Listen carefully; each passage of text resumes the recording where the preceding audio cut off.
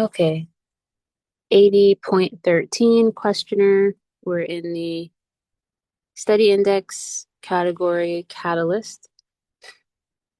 Then, is this from the point of view or with respect to the 15th archetype somewhat of an excursion into the matrix of the spirit in this process?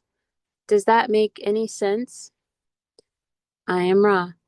The excursion of which you speak and the process of disassociation is most usually linked with that archetype you call hope, which we would refer to, which we would prefer to call faith. This archetype is the catalyst of the spirit, and because of the illuminations of the potentiator of the spirit, we will begin to cause these changes. Will begin to cause these changes in the adept's viewpoint. 80.14. Ashley, your screen sharing isn't working. Just FYI. Oh, thanks. I stopped sharing the screen. Okay, one moment.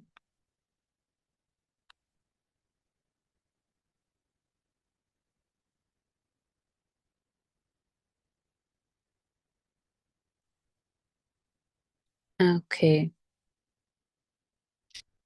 so we read 80.13 and now it's 80.14. Questioner, I didn't intend to get too far ahead of my questioning process here. The either positively or negatively polarized adept, then, is building a potential to draw directly on the spirit for power. Is this correct? I am Ra.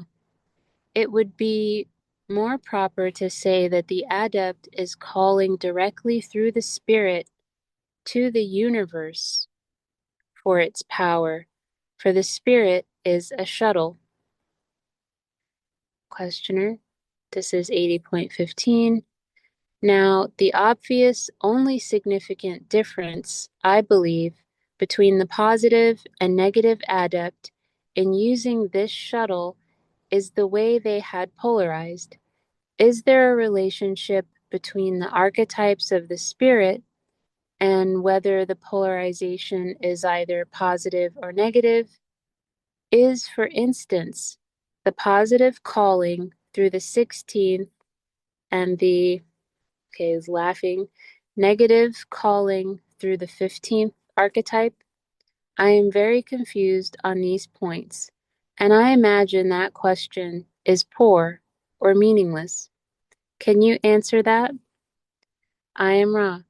It is a challenge to answer such a query, for there is some confusion in its construction. However, we shall attempt to speak upon the subject. The adept, whether positive or negative, has the same matrix. The potentiator is also identical. Due to the catalyst of each adept, the adept may begin to pick and choose that into which it shall look further. The experience of the spirit, that which you have called the moon, is then by far the more manifest of influences upon the polarity of the adept. Even the most unhappy of experiences, shall we say, which seem to occur in the catalyst of the adept, seen from the viewpoint of the spirit, may, with the discrimination possible in shadow, be worked with until light equaling the light of brightest noon descends upon the adept and positive or service to others illumination has occurred. The service to self adept will satisfy itself with the shadows, and, grasping the light of day, will toss back the head in grim laughter, preferring the darkness.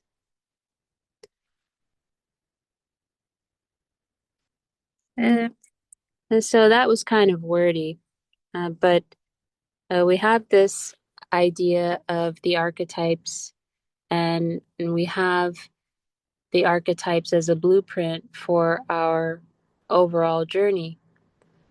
Mm, For example, we go from the Fool into the energy and embodiment of High Priestess, of the Chariot. These aren't in order. And on, each of them not necessarily being so mystical and, well, they can be mystical and convoluted if you look at the various images in the cards themselves. But ultimately, each archetype, no matter the name, no matter the symbols, cryptic or otherwise, are all expressing a certain level of evolution that we go through. If we are at 0 and we are the Fool, then it kind of heralds this moment where we're jumping off the deep end into a new experience, into catalyst of all different kinds. And each of those we're kind of stumbling in, and we don't necessarily have our biases or choice cemented just yet. So we're in the energy of the Fool.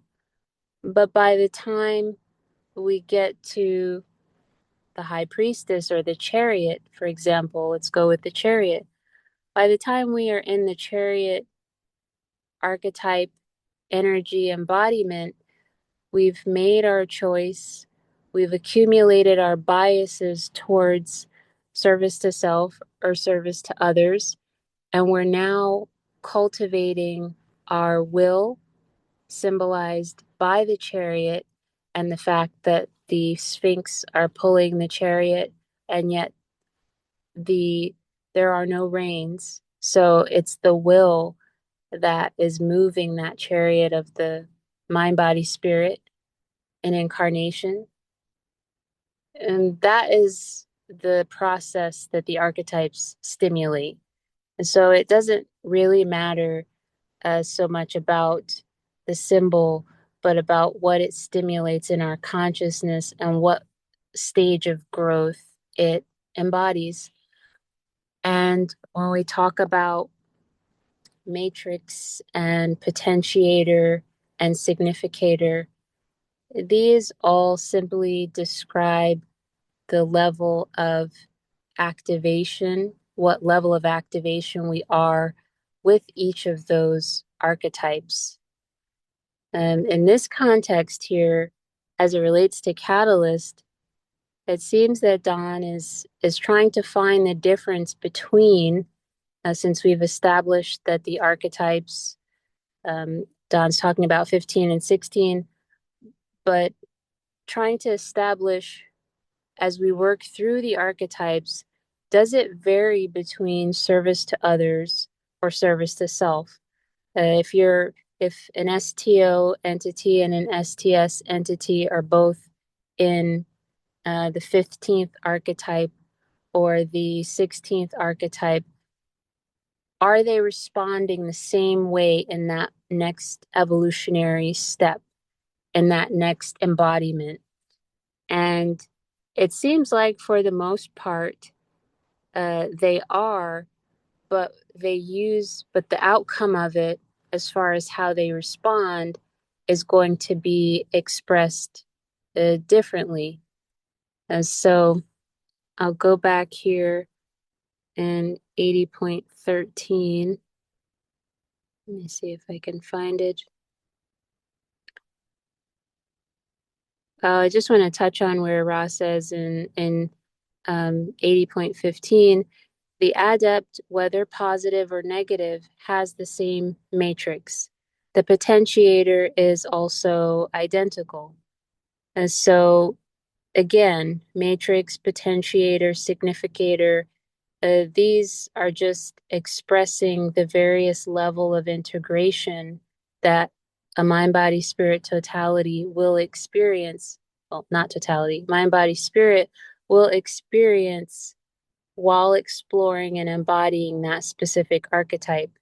And we do this unconsciously for the most part, though if we work with the tarot or if we work with the tree of life, then we can have a more conscious awareness, but we follow this skeleton of growth no matter what.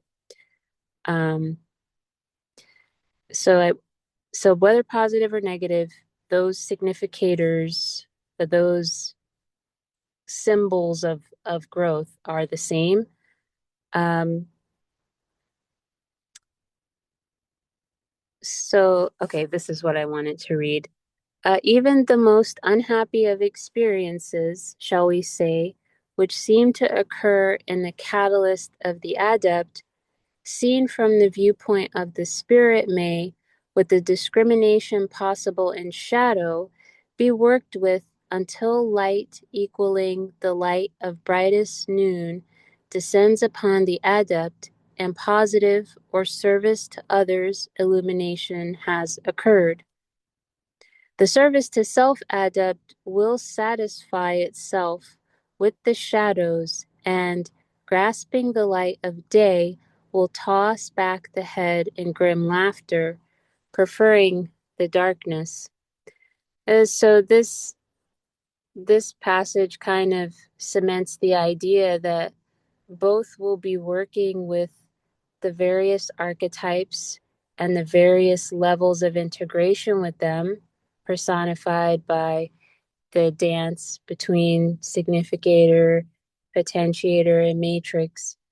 But where one, let's say, service to others may see those shadows that come up, work with the catalyst that the archetypes are when you're consciously working with them, we will see our shadows, we'll work through them, and eventually we'll cultivate an even brighter light because we're no longer um, suppressing energy or cutting off parts of ourselves, which is what we do when we see our shadows, as other, as enemy, and push them away, whatever form they may take in mind, body, spirit. And so we'll have a greater light. Ras said, the brightest light of noonday. And yet the service to self entity will also work with those archetypes and the levels of integration and experience that. But they'll see their shadows, all the aspects of themselves that they may not prefer or that they want to control, since that's the way of the negative polarity, to control everything about themselves. They'll see the shadow, they'll accept it. Ra saying, but well, they'll satisfy themselves with the shadows. So I guess glorifying their own um, beingness, their own darkness, and then they'll toss their head back in grim laughter, preferring the darkness after they see the light of day. And to me, it's portraying this idea of once they become aware of their infirmities, they accept them, they love them, because it's themselves and they see themselves as the center of the world, then they will have a moment of illumination. Um, Ra is likening it to grasping the light of day. But even once they do, they'll toss their head back in grim laughter, preferring the darkness.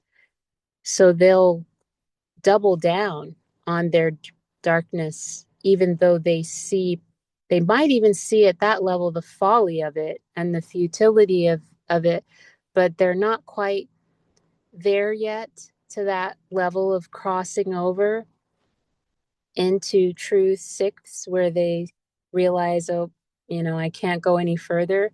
They haven't reached that fifth density midlife crisis where they're just spiraling because they realize that the only way to go forward is to enter sixth.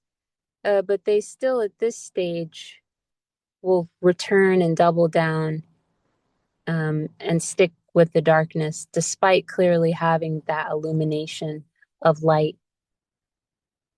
Colin? Yeah, I I guess the way I read that grim laughter piece is more that, and and not saying that you're wrong that they would do exactly what you just said, but throwing their head back in laughter, I initially kind of felt like that was them perceiving the light, the noon light, the the positive aspects, and then they see that as folly, and then they laugh at that and go back into their shadow with maybe a reading into it, maybe with a renewed sense of you know this is what I have to use as a utility to control others, because they see both sides, but they treat it differently than a positively oriented mind body spirit complex. So there, to me, it felt like he was talking about they're laughing at the folly of light. I don't know if that rings true Yeah, to that anybody. that makes sense. I think that's also a part of it. Yeah, that's also a part of it. Laughing at um the the idea of the light, um, along with the light that illuminates the aspects of themselves that they see within the shadow, being able to see clearly um, their own folly. Or maybe at that point they don't. Maybe it is just laughing at the light because there is still that sense of arrogance that the creator is me and I'm perfect. So they wouldn't even see the shadow as shadows, so to speak, but would laugh at the light. Yeah, that makes sense. Thank you. Um, there's something else in here that I wanted to share some thoughts on.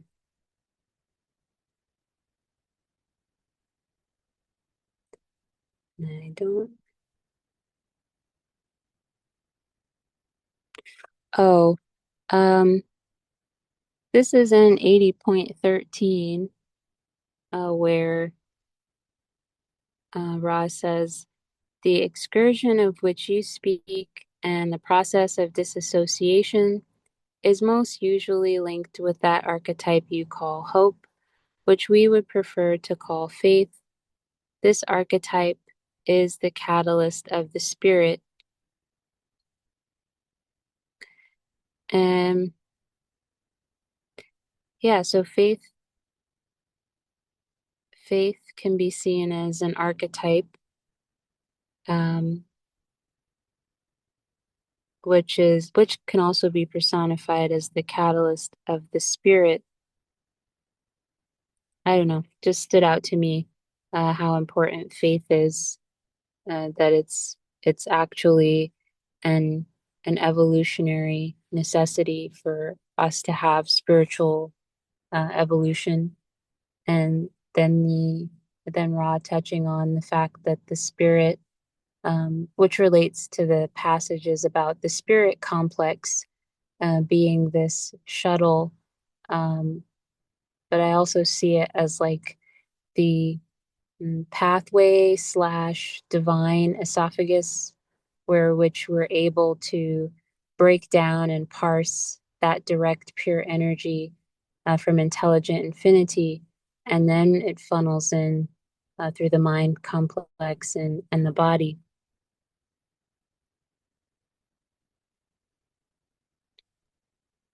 Yeah, that was interesting to me too, because wasn't it also said that like in so many words, paraphrasing, that faith lives in the crown chakra, or is it the indigo ray or something like that, where faith is really needed in order to activate that connection with intelligent infinity through those chakras, something of that nature.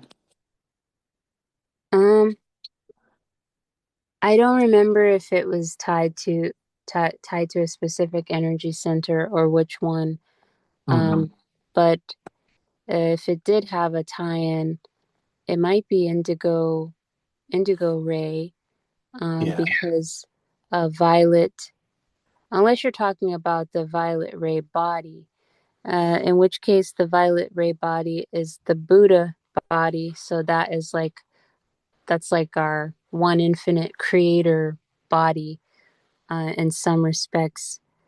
So you could say that the archetype of faith, um, and I like that Ross said the archetype of faith and not like some other cryptic names, just the archetype of faith.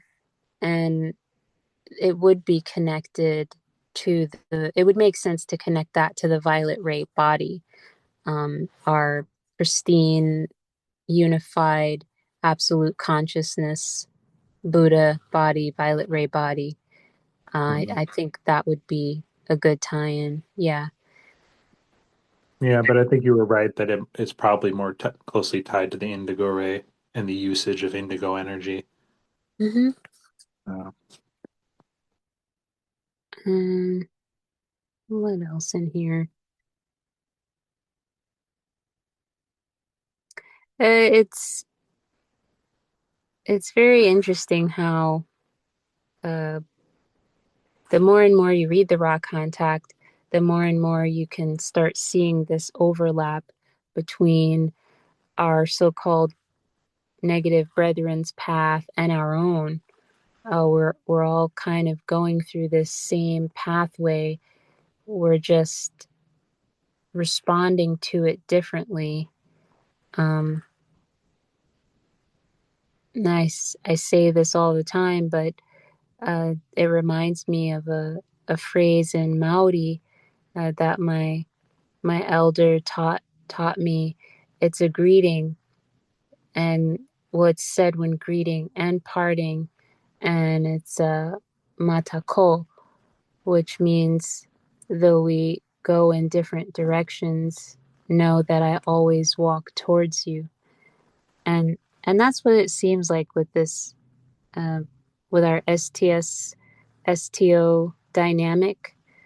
They're very much our companions on this road, um, brothers and sisters, um, and it. I can really see the more I read how we're all taking this big long circle just to end up right back in front of each other, holding hands and embracing, and that gives me comfort because sometimes it can seem like we'll we'll never see eye to eye and we'll never have reunion.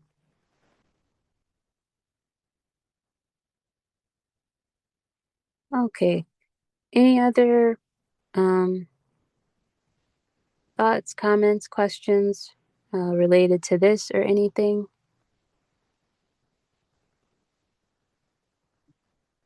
just that greeting, I was curious how that's like spelled. Matako. Um, kind of how it sounds. Let me type it. Matako.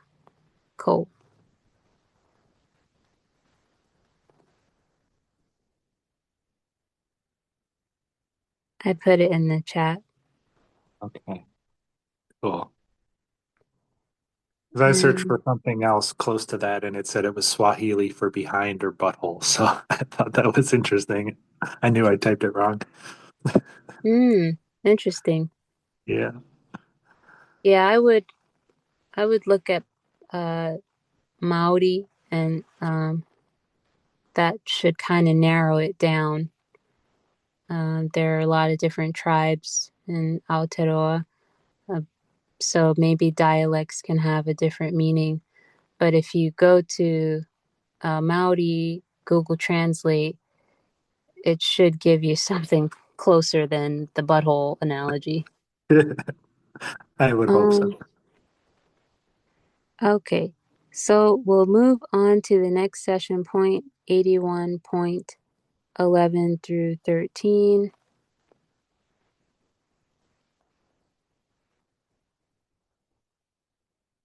Yes, Riggs. Someone said butthole. Colin.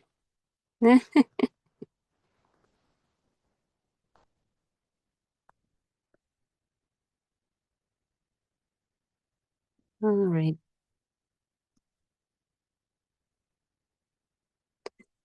Questioner 81.11. Going back to the previous session, picking up on the 10th archetype, which is the catalyst of the body, or the Wheel of Fortune, which represents interaction with other selves.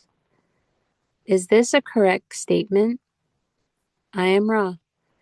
This may be seen to be a roughly correct statement in that each catalyst is dealing with the nature of those experiences entering the energy web and vibratory perceptions of the mind-body-spirit complex. The most carefully noted addition would be that the outside stimulus of the Wheel of Fortune is that which offers both positive and negative experience. So it looks like we're still talking about archetypes. So we're still talking about the different embodiments and steps on the path, our soul blueprint that we evolve through as we're incarnating. And Dawn is calling the 10th archetype the catalyst of the body, or the Wheel of Fortune.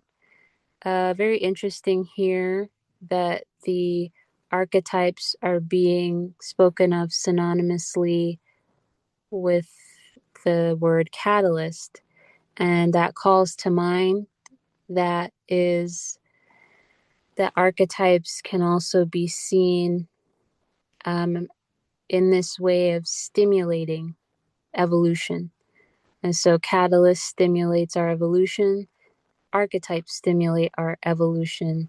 So it makes sense to me that they're able to make this crossover and say the 10th archetype is the catalyst of the body, and it's also symbolically represented by the Wheel of Fortune, and it's represented by interaction with other selves.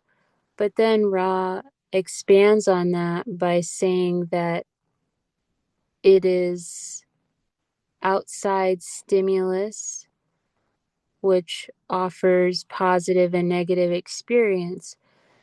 So the catalyst of the body slash 10th archetype slash Wheel of Fortune is the embodiment of experiencing all different kinds of interactions with other selves and in the environment. And those could be negative or positive depending on our perspective. We've talked about a lot in these sessions how Ra brings it back to the orientation of mind is the determiner of how the catalyst affects us. So here we're just being presented with the knowledge that at some point we're always in the 10th archetype.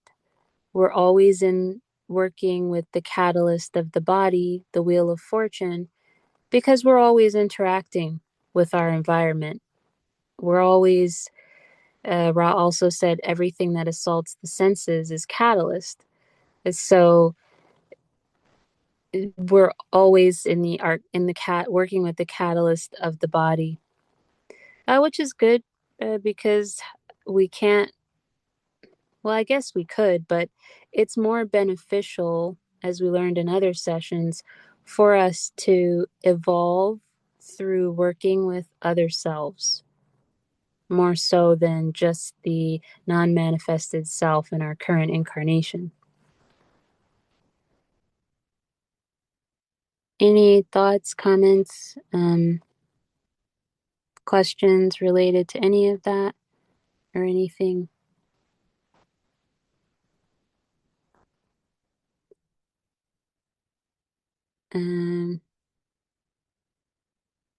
Yeah, there's something else here. Thanks for posting that, Colin. We have the proof.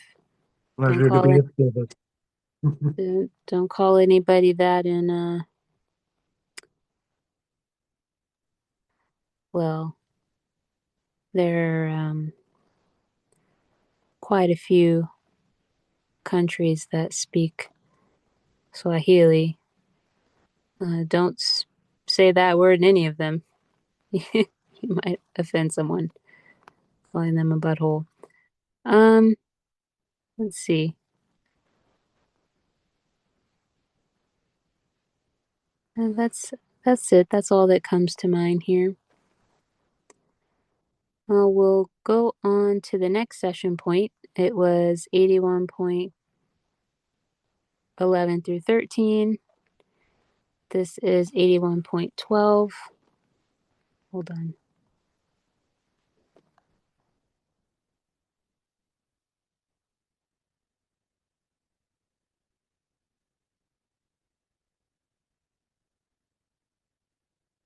Questioner. The 11th archetype, the experience of the body, represents the catalyst that has been processed by the mind-body-spirit complex and is called the enchantress because it produces further seed for growth. Is this correct? I am Ra. This is correct. So it looks like we're learning about another level of the catalytic kind of growth that the soul experiences, that we experience when incarnating. This one known as the experience of the body. So we have the catalyst of the body, which seems to be represented by the outward influx of neutral catalyst that we determine whether positive or negative as a collective, but also as an individual. And so there's this free-for-all kind of aspect to the body of catalyst of the body / wheel of fortune / 10th archetype. Then we have the 11th archetype, which is the next level of experience integration, the experience of the body. And that is when we've processed the catalyst. It seems like we're always dancing in the 10th and 11th archetype because we're always experiencing outward interactions with our world and other selves. And we're always being presented with the catalyst / 11th archetype known as the experience of the body, where we attempt to process it. We do it, comes to the mind, and then hopefully we process it so the body doesn't have to. And it's very interesting that it's called the enchantress. Enchantress. Well, tongue-tied there. Because it produces further seed for growth, Don said, and Ra said that's correct. When you think of something enchanting, it's very alluring, right? As something that enchants you, an enchantress. And the only way I think that processed catalyst can be enchanting, because it's actually often a very intense process, is that you see what you look like or you see how you feel on the other side of that processed catalyst. Like you deal with anger or frustration or trauma, and it may be rough processing it, but through that 11th archetype, then you find a peace that is unshakable, or you find a love that can overpower any darkness, or you cultivate a compassion because of it. And then you're like, oh, wow, this feels great. And so you've been enchanted by the feeling that processed catalyst gives you because it opens you up to new states. So that's how I can see the word being assigned to the 11th archetype, the enchantress. I don't know, that came to mind. Any thoughts, comments, questions on any of that or anything?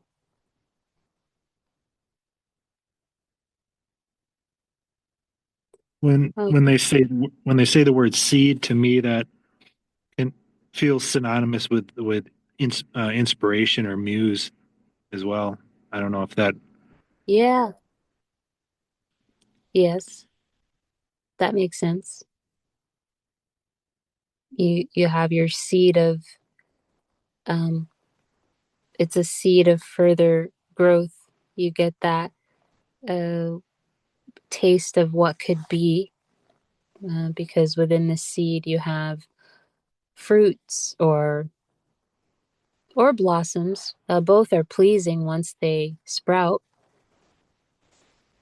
Yeah, I could see that.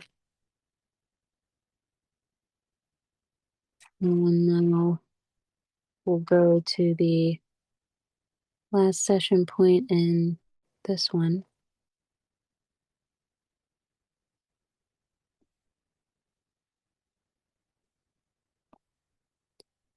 81.13 questioner.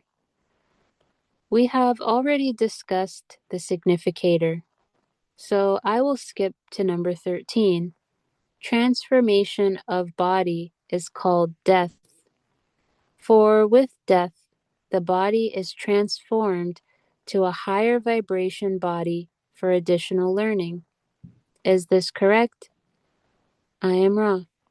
This is correct and may be seen to be additionally correct in that each moment, and certainly each diurnal period of the bodily incarnation, offers death and rebirth to one which is attempting to use the catalyst which is offered. So we have archetype 13, which is death, but also transformation of body. I like the word transformation of body better than the tarot name death. It brings to mind the actual purpose of this archetype when we enter it, and we do enter them in an overarching way, but then we also enter them more specifically in mind, body, spirit, all throughout our incarnation in this moment. But ultimately, death has to do with moving into a higher vibration for more learning. This will eventually be physical, like we know where our matter-based body um, changes and we enter our green ray body and we activate that fully, and we no longer need our yellow ray third density bodies. So that death will happen where we'll literally transform into a higher vibration body for additional learning in 4D. But then there's also the heart and mind that experience a death and go into that higher vibration too. And the heart, most importantly, because that is the prerequisite. Um, I always keep in mind something that Latwii said in the Conscious Channeling Library. I think 1980s or so, and they said the only thing that really matters, it's not the questions, it's not the answers, it's not the information you've accumulated, it's not what tricks you know, what abilities you know. What matters is the quality of your love. That's what determines whether you make it into fourth density proper. So then it seems like Ra's bringing to mind when they talk about they say Don is correct and additionally correct, and that each moment and certainly each diurnal period of the bodily incarnation, it offers death and rebirth if we're attempting to use catalyst. So I think this is referring to our biorhythms, um, where we have this cycle where our different levels of being body, emotion, intelligence, adept, we have these cycles where we're able to get more out of our catalyst and have a more intense growth in whatever that may be, depending on where in the cycle we are. For example, if we have a high peak in our emotional cycle, then we're more likely to have a catalytically positive experience at that time. We'll be able to extract the most out of catalyst at that time for the emotional body. That's what the peak means. But it can also be used as a moment of death and rebirth to let something go and to step into something new. But I think it also, there's also an element to this where again, there's a part of it that just continues because these cycles have been going on for forever. So even if we're not aware of whether we're in the peak of an adept cycle or the peak of a physical cycle, whatever that diurnal period is for us, we still go through it and we still have those moments of intensity and growth. It's just how conscious do we want to be of that, and do we want to start doing the work of the adept by taking advantage of those moments consciously.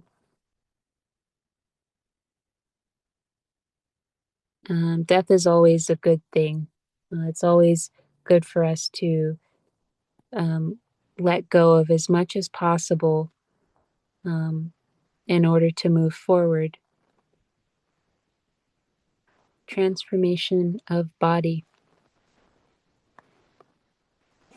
Any thoughts, comments, questions about anything?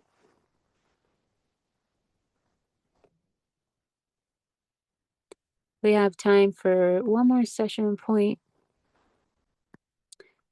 Let's see. Next is 83.3.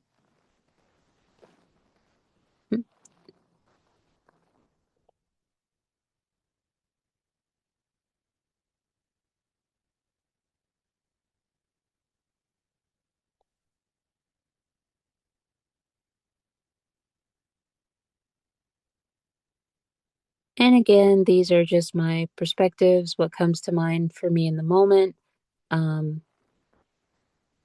This isn't a teaching session. So if something is like confusing, or you have a question, or you don't have the same perspective, please share. So 83.3 questioner. Thank you. I'm going to ask a rather long, complex question here, and I would request that the answer to each portion of this question be given if there was a significant difference prior to the veil than following the veil, so that I can get an idea of how what we experience now is used for better polarization. Asking if there is any significant difference and what was the difference before the veil in the following while incarnate in third density: sleep, dreams, physical pain, mental pain, sex, disease, catalyst programming, random catalyst, relationships, or communication with the higher self, with the mind body spirit totality, or with the mind body spirit totality, or any other mind body or spirit functions before the veil that would be significant with respect to their difference after the veil. So it seems this question is trying to find the difference between our incarnations and the catalyst based experiences with the veil and prior to the veil. I am Ra. Firstly, let us establish that both before and after the veil, the same conditions existed in time-space. That is, the veiling process is a space-time phenomena. So the veil is something that only affects our 3D space. And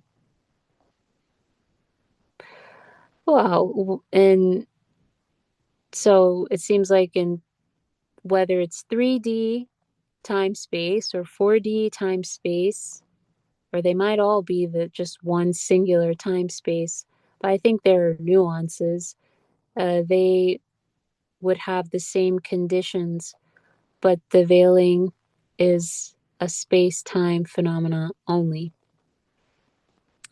So in a material realm, bound by time, that's where you would have a veiling, and not in any other context, it seems. Secondly, the character of experience was altered drastically by the veiling process. In some cases, such as the dreaming and the contact with higher self, the experience was quantitatively different due to the fact that the veiling is a primary cause of the value of dreams and is also the single door against which the higher self must stand awaiting entry. So, through the veiling, our dreams, because we are veiled, our dreams have a lot of meaning and a lot of purpose.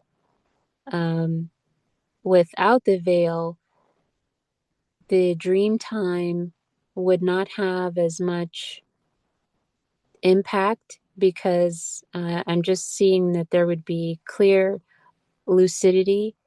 You know exactly what's going on. You're really tuned into the meaning behind the symbols. You can communicate and navigate without any obstacles,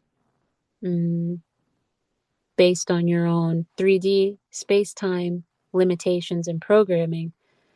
But with the veil, then all of a sudden, dreams become a very potent way for your higher self to engage with you.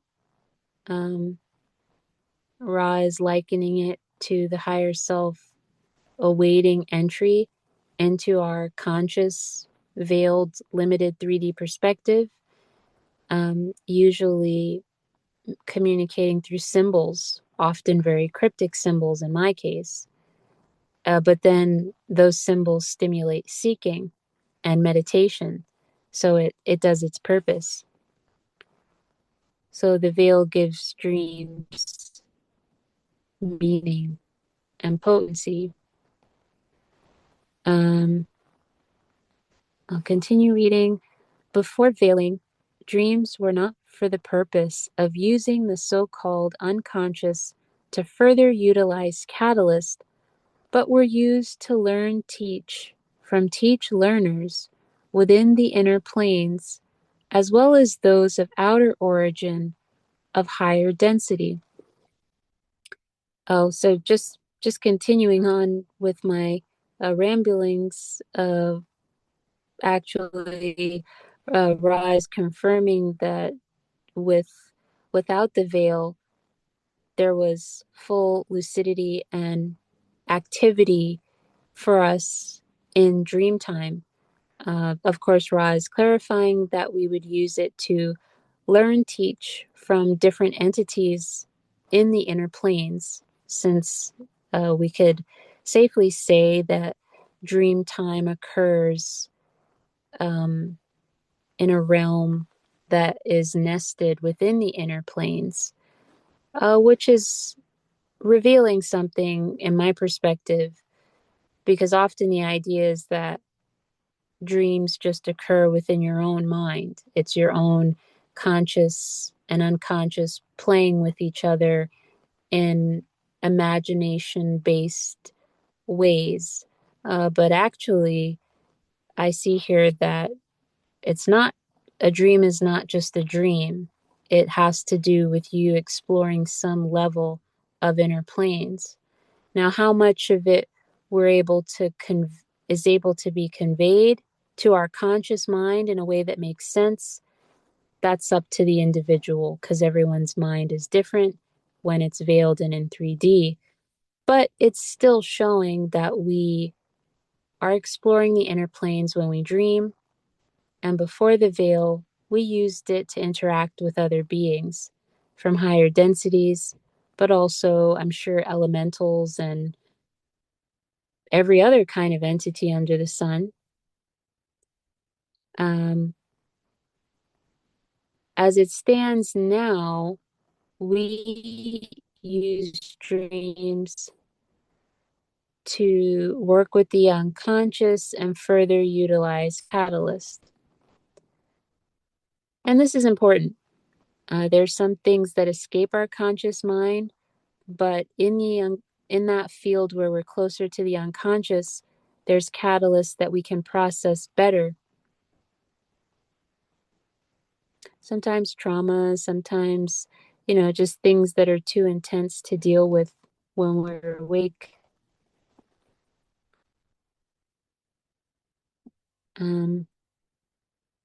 Okay, as you deal with each subject of which you spoke, you may observe during the veiling process not a quantitative change in the experience, but a qualitative one.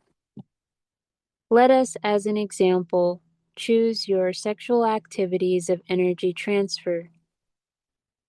If you have a desire to treat other subjects in detail, please query forthwith.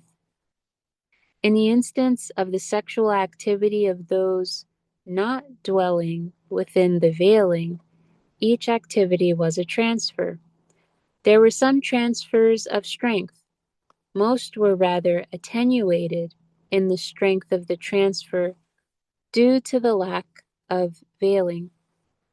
In the third density, entities are attempting to learn the ways of love. If it can be seen that all are one being, it becomes much more difficult for the undisciplined personality to choose one mate and thereby initiate itself into a program of service. It is much more likely that the sexual energy will be dissipated more randomly without either great joy or great sorrow, depending from these experiences. So, Ra kind of brings it down to more 3D experiences. For example, without the veil, it seems like we didn't necessarily just isolate energy transfers to the sexual energy transfer. We would even consciously transfer things like strength. If I'm understanding strength as like transferring power. But then this makes me think, were there also transfers of creativity, transfers of, I don't know, compassion, transfers of vision or something. It just seems like they consciously understood that everything was a transfer of energy, so they may not have really put a whole lot of emphasis just on sexual activity based energy transfers, because they understood that every single thing, whether it's a hug or or painting for someone or singing to someone, everything was a transfer of energy that had an intimate nature. And then, but in third density, that doesn't quite work out because we are veiled and we're going on this road to remember the uninhibited green ray. And so if we truly had this pre-veil mentality and embodiment, we might feel limited by the idea of just having one other self to exchange energy with, sexual energy with, and there wouldn't be this process, great joy or great sorrow, depending from the experiences. So again, it comes back to other passages in this category where Ra expresses how important it is for our soul to evolve through interactions with other selves. There's a big key here to the green ray activation that involves other people, our other selves, and interacting with them in all the ways. Could be romantic, could be family, could be friendship. Each is an energy transfer. But when we're veiled, this kind of one-to-one interaction is more conducive to opening green ray. Okay, we're on the last part here. Therefore, the green ray energy transfer being almost without exception the case in sexual energy transfer prior to veiling remains weakened and without significant crystallization. The sexual energy transfers and blockages after veiling have been discussed previously. It may be seen to be a more complex study, but one far more efficient in crystallizing those who seek the green ray energy center. So this is just continuing on with the idea, but sharing that every transfer, almost without exception, Ross says, prior to the veil was a green ray energy transfer. So whether it was a handshake or a hug or exchanging art or exchanging melodies, playing music together, or even the sexual act itself, it was always green ray based. It was always based in that foreknowledge of love, that this was the other self, this was the creator. And I would say also based in the creator's underlying vibration, which Quo said is joy and bliss. But with the veil now, it's weakened and without significant crystallization in and of itself. But we know, of course, once we start the path and we're, engaging our disciplines of the personality and so on, that it is possible for us to be in 3D and to have green ray energy transfer of a sexual nature with other selves. It takes work, though.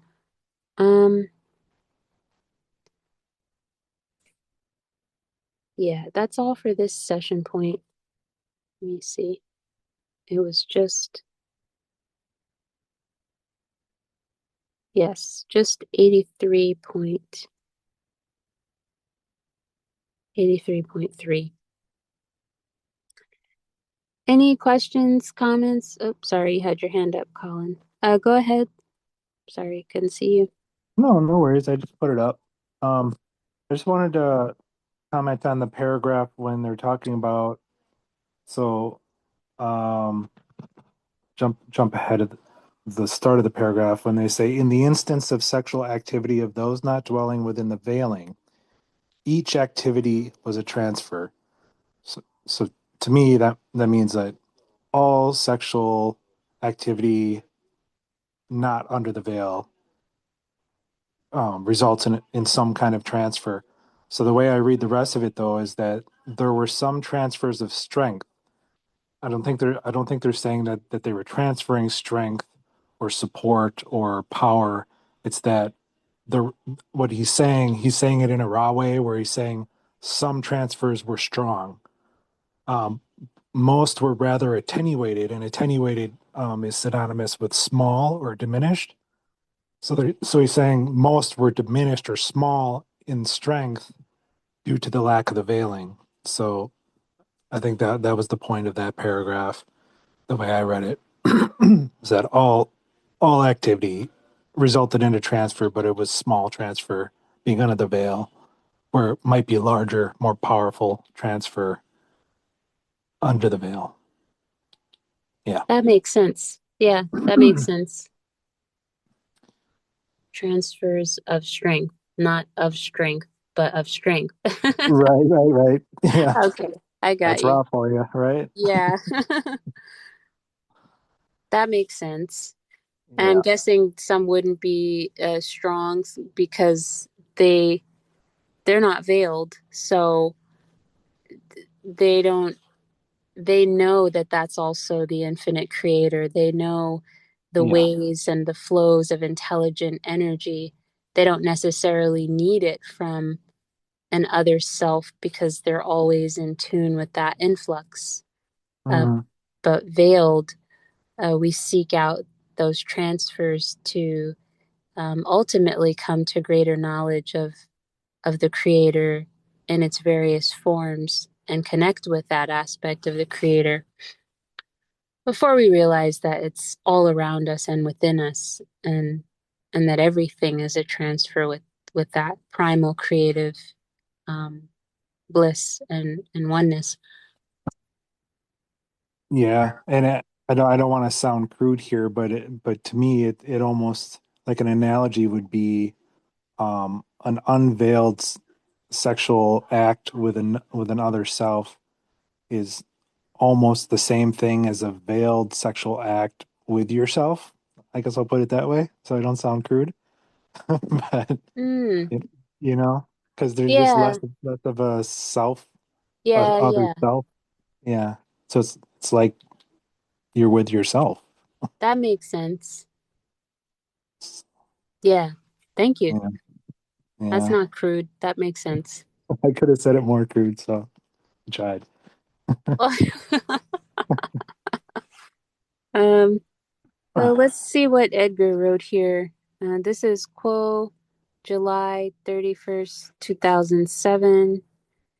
That which you know of the higher planes, that which you remember in a dim or not so dim way, bring into your heart and let it bless the environment that you see before you, just as it is. You are not here to clean it up. You are not here to make it right. You are not here to fix it, for all of the outer world is an illusion. You are here to love it. Take the world in your arms and embrace it. This is how you came to serve. This is your glory and your crown. Wear it well and rejoice in being here. I love the above to remind me to embrace unconditional love, especially with all the daily dose of crap we are experiencing currently. And yes, I agree with that. Um, if we dive too far deep into the illusion and all that, all the hubbub that's going on, it can really derail our awareness and keep us from emanating that vibration of light and love. Um, but as we continue on in our path, following the principles we know to be true and acting in our polarity to the best of our ability, I think that in itself is enough. We're still making changes just by living and being more of who we really are.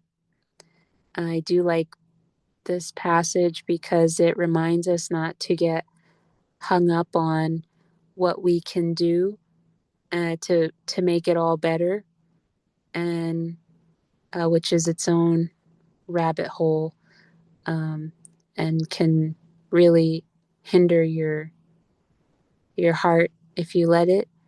But that we're just here to love and to accept, really. That's the way of the positively polarized entity. Ross shared its acceptance. Um, go ahead, Edgar. Um, yeah, it's confusing. I read a few other passages where it's beautiful because they tell you you're in this jungle and you think you're lost. If you could just go up a few feet on the ground, you'll feel, that you're not lost, that you can see what's ahead. But that's the thing, that the veil is just blinding you. It's just blind by it. So it's confusing and it's crazy and sometimes it's difficult. Mm-hmm. But it's just up to you to make it simple. Just usually, it's all about sitting down maybe for a few minutes and just not even sometimes meditating, just being silent, just relaxing. And then sometimes you will find that that peace that you're looking for is right there with you. It's not, you don't have to keep exploring. It's just in your, so that's the whole paradox that you're exploring blindly, trying to find for something that is already with you. So, Yeah. that paragraph really to me, it's sometimes refreshing because sometimes we feel like we have to fix that, we have to do this, we have to fight for this. And in reality, there's no need to fight. It's all about, you know, like sometimes by being neutral, it doesn't Mm-hmm. mean that inaction is wrong. I actually had an argument with Jonathan a few weeks on his Facebook page because he's really motivated for politics, and my feeling is that's a trap. You take sides, you try to Right. take one faction or another one, you're inflaming the whole thing. If we all stay in the middle, there's not going to be people following either of them. So it's like there's no conflict, right? It goes away. We just will be in a united position where we don't take sides. And that's the whole dilemma that we had for the entire, history that we currently experience the last, 5, 6,000 years, 8,000 years, that there's been always some sort of a fight where you have two factions, and those two factions keep fighting. One win, and then the whole thing repeats again. So if we all Right. just embrace unconditional love, which means that I need to love everybody around me, even if it's my enemy. Mm-hmm. And they try to make me feel guilty, saying, "Oh, you're letting people that is rapists, that is criminals, to get away with it."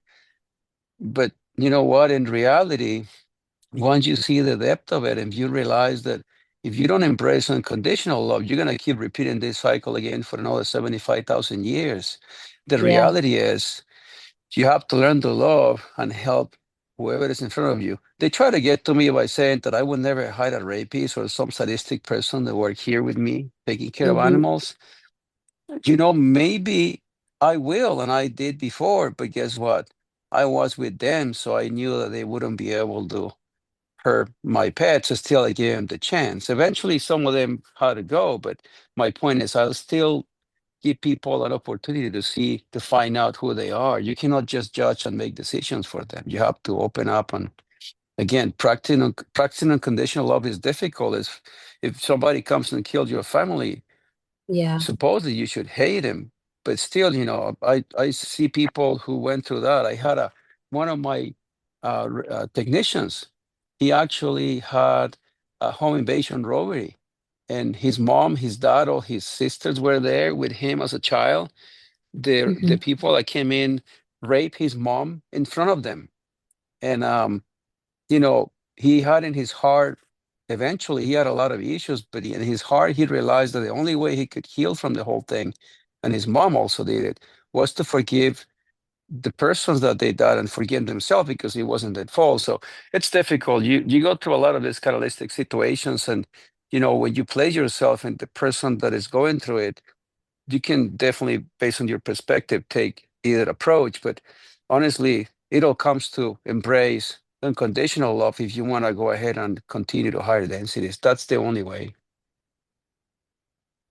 Yes, I agree. And thank you for sharing. Um, it's certainly a daily practice because 3D is so irresistible at pulling you, trying to pull you one way or another, and filling you with a sense of temporal urgency, like you have to do this and you have to do that, or else. There's like that energy that this illusion tries to force. So you're absolutely right about us sometimes needing to step back and act within our polarity, but also keeping in mind that it is an illusion, that it is a game, and that the highlight and the overall goal is to reach that point of resolving the paradox, that point of divine neutrality, not because of apathy or indifference, but because of an understanding that it is one and the same. It's just the illusion giving us a view of it being one or the other, but it's actually the same. And I'm also seeing how sometimes the best thing we can do for humanity and Gaia is to be that light, that joyful, bliss laden, neutral point of light, like the sun, which shines its face on the murderer and the saint alike. We want to be that way, and how beneficial that in itself is. So thank you for bringing those things to mind and heart again. Um, Colin?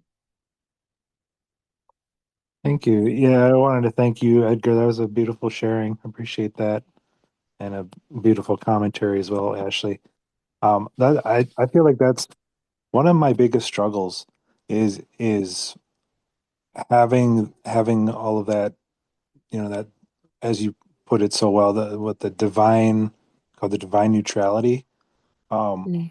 but a lot of times even when I'm seeing everything as the creator and loving everything, um, and I'm in that neutral space, it feels like apathy, like a bad kind of apathy, but it's like I know it's like a mix of love and apathy together, and that's like divine neutrality, like that's what it is, but it feels wrong sometimes, like it makes you feel like you shouldn't get involved or shouldn't act or shouldn't pick a side, and it feels like you're just bypassing, like you're stepping out of the whole purpose of why we're here is to experience things and be involved and grow from it, so it's that constant tug of war, I guess, is what I struggle with the most, I think, on a daily basis, and even in every moment, making I that choice in every understand. moment. Yeah. I understand. Um, I feel like there's balance. It's all about balance. Uh, that's kind of our bread and butter here, to cultivate that balance of all of our levels of being. And so for me, if I am experiencing apathy where there's no real emotional charge, but there's a part of me that's like feeling like, no, you kind of should be feeling something here, and you kind of should be doing something. If there's a tugging at my heart to act, then I would override my feeling of apathy, and I would follow that urging of green ray, not in a sense of like, or else something bad's going to happen, or I'm going to be condemned, or I'm a bad person. But if it's a tug that comes from the fact that that's my other self hurting over there, I want to do something because it pleases my heart to help my brothers and sisters. If that is your impetus, then, or if that was my impetus, then I would say, okay, apathy, take a back seat. I'm going to help my brother because I want to. And that also comes to the idea that our consciousness determines everything. We run the show, not our emotions. So sometimes apathy, indecision, cynicism, nihilism, even anger or resentment or bitterness can come cropping up, but we're not our emotions. So we can sit in that point of neutrality and use our consciousness to say, well, what do I want to do? I'm not my emotions, but what does the I am want to do?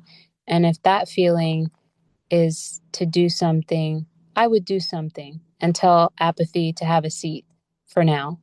Everything has its place and its moment. Certainly, we never want to. Ra encourages not doing anything out of a sense of obligation or fear, or because we feel we have to. Well, that's the same thing as obligation, but you know what I mean? And so, but if it's not any of that, then do the things.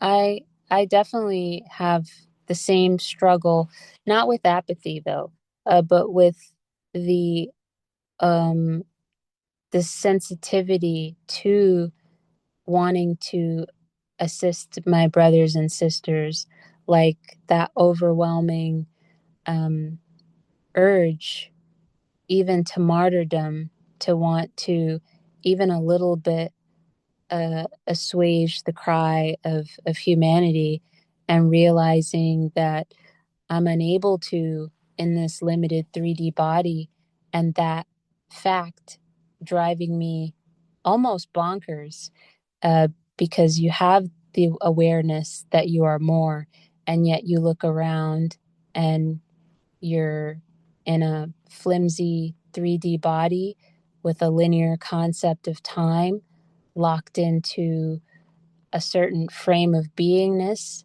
and yet there is so much to do, so many calling, so many crying, and you're just one being, and you can't be everywhere, and you can't do everything, but you want to so badly, and you would give anything to do it, but you can't. And so that's its own spiraling rabbit hole if you let it, because it kind of crushes you under the weight of uh, not even like, oh, I can do something. Yes, but it's never enough. So you have the one side where it's like, oh, I may not do anything because I have the sense of apathy. But then the other extreme, which is also imbalanced, is I can do something and I will do something and I am doing something, but it will never be enough. And then lamenting and beating yourself up over that when there's nothing you can do about it. You're a human being. You simply cannot in this frame. So I'm on the other side of that spectrum of you, Colin, but we're still both perhaps dealing with a catalyst of balancing the love, service, wisdom, and expression of the soul in these terms. On the one hand, we're not, as Edgar was saying, on the other side, when we're not veiled, we have it all together, right? It's all perfect, and everything's fine. Actually, everything is okay. If regardless of what we see happening even now today, the bloodshed, the suffering, everything's all right. It's that's why this quote that Ra said in session 104 that came up in my pull of the contemplation deck that everyone's been talking about was so powerful. Sorry, I'm just going to read it really quick. It's quote 40. We are also players upon a stage. The stage changes. The acts ring down. The lights come up once again. And throughout the grand illusion and the following, there is the undergirding majesty of the one infinite creator. All is well. Nothing is lost.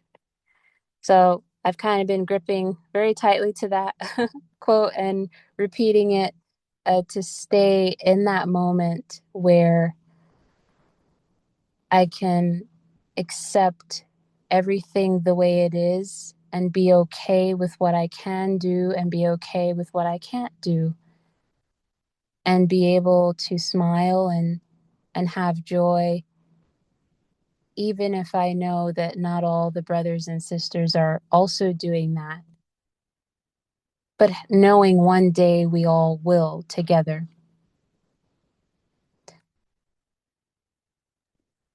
That's very beautiful, Ashley. We should also, it's this perspective also.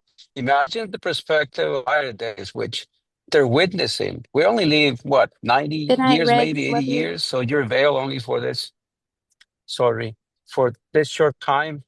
Can you imagine, they witness all this for thousands of years, and you could say, oh, they could be classified as cowards because they're not doing anything. They're actually doing a lot. They bait us with their love. They're trying to help us. They send love to us. They send light. They're there just to advise us, without being obvious to you. They go in your dreams, they go in your meditations. So, in a lot of these cases, you could say, well, I might choose maybe not to go to a public manifestation or some sort of, strike, and maybe at risk of having other people hurt because I'm going there as well, maybe hurting the ones opposing it or the ones in favor. A lot of times, that's the problem, that we're being judged because of that meta program that we're actually learning when we're young. And that's the part where we judge everything based on that meta program that we learned from a really early age. So I feel like it's been helping me a lot through you know, a Course in Miracles, because it just helped me to drop a lot of misconceptions that I maybe had for years. And it helped me to be a little more focused on, you know, just loving everybody around me, trying to be unconditional and don't judge anybody. And that passage that you read is beautiful. I try to remember that one also, because all is well. Nobody's dying. Nothing is wrong. But the problem is, when the eyes on the people that is veiled, they're gonna Yeah, tell you you're a coward. You're, inaction. You're apathy. It's not apathy. It's actually your perspective is different than their perspective. I understand. Yeah, thank you.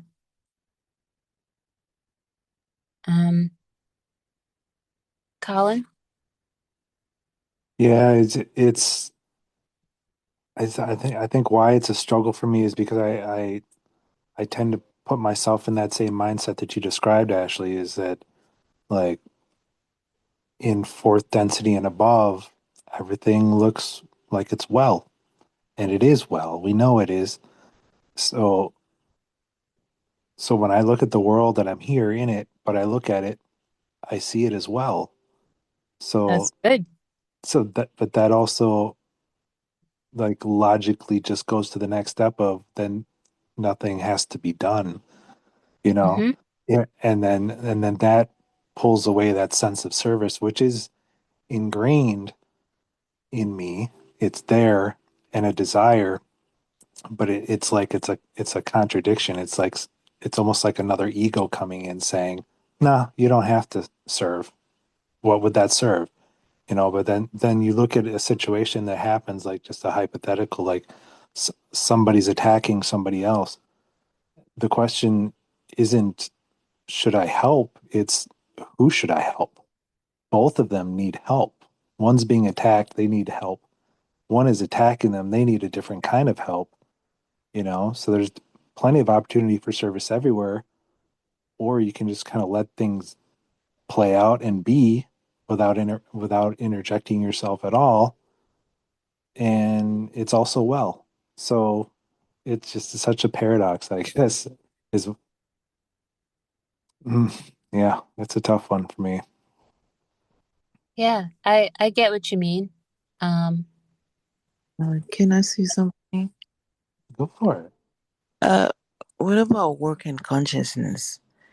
Meaning, I feel like we do come here to lighten up the planet, and to me, I know it's not like I'm gonna go and have a great speech, or I'm going to walk,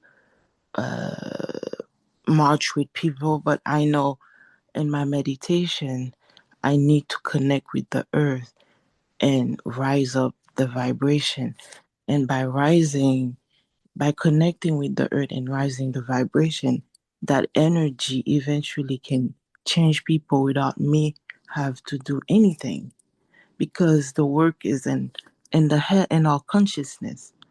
It's not physical, it's like a spiritual thing. We're connecting not only with, like, I'm not only connecting with Ashley, I'm also connecting with the spirit, the like the people that can really, like, the energy that can change people. Because sometimes we try to change somebody and they never do, and then one day they change, your prayer get answered, and you're like, oh, how did this happen? Is because, well, the spiritual aspect of it, the consciousness with um connecting with earth, connecting with invisible forces, connecting with the infinite intelligence that does the work, that we can't. Because if I feel like if we so focus on, oh, I have to save this person, I have to do this, and it gets hard because you can't sometimes. But the infinite intelligence can do it. And I think sending message into the universe is to me part of the solution on on on doing things. I don't know. Absolutely, Gina. That was beautiful and gets to the heart of, and I think the potency of our students of the law of one wanderers. Many are adepts, and adepts are committed to. An adept is one who is committed to doing those workings in consciousness, those magical workings, which is the act of being able to influence changes in consciousness at will. So that is the ultimate way that we can serve. And thankfully, there are so many Gaia healing meditations done in the Law of One groups, like with Josh and Jonathan and myself and other groups. Those moments where we're dedicating our energy and our consciousness to actualizing fourth density Gaia, to healing and balance, you're absolutely right. Those are the very potent ways that we make change, because everything that happens externally only manifested because of something that occurred first within our consciousness. Like, even if we think about the veil, it's something that limited our consciousness. And just that fact of limiting the consciousness created all of this experience of illusion. So, yes, the primary work we can do is in consciousness. I agree. And I also think that's how we get to the heart of what we're supposed to do and when we're supposed to do it. Because if we're working more and more on ourselves, more and more will be revealed. And I do recall quite a few passages where Quo has talked about the way that we can best serve others is through going within and working on the self. If we think about, for example, one of my mentors is a shaman elder, and she shared that a shaman is just a healed healer, which implies this idea that we're constantly working on ourselves to heal all the aspects of our beings, bring them out into the open, balance them, and through that, we are then able to be that vibration for others. So, yeah, the battle is, the working is consciousness, 100%.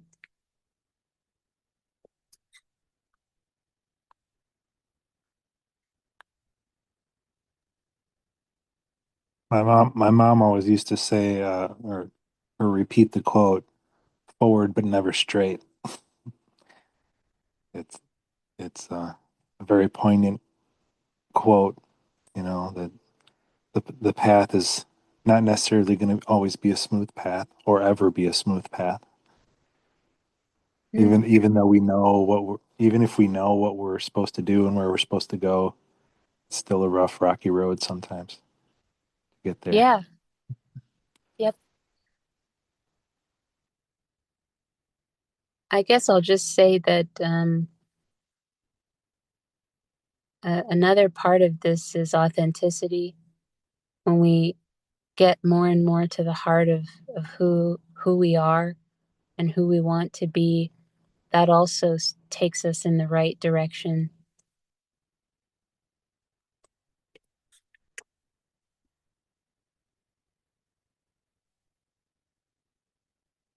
Any other thoughts, comments, questions, or anything anyone wanted to share?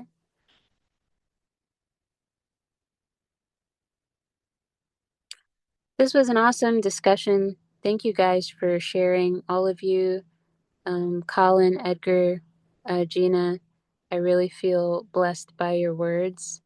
I always feel like I learned something through hearing everyone share their perspective. It's like it's teach learning, and so I'm able to learn more about how I feel and think about myself, and maybe other thoughts and perspectives that I need to introduce into my own being to grow. So thank you guys for sharing. I definitely felt a lot of blessing from your teach learnings, and we'll take them to heart.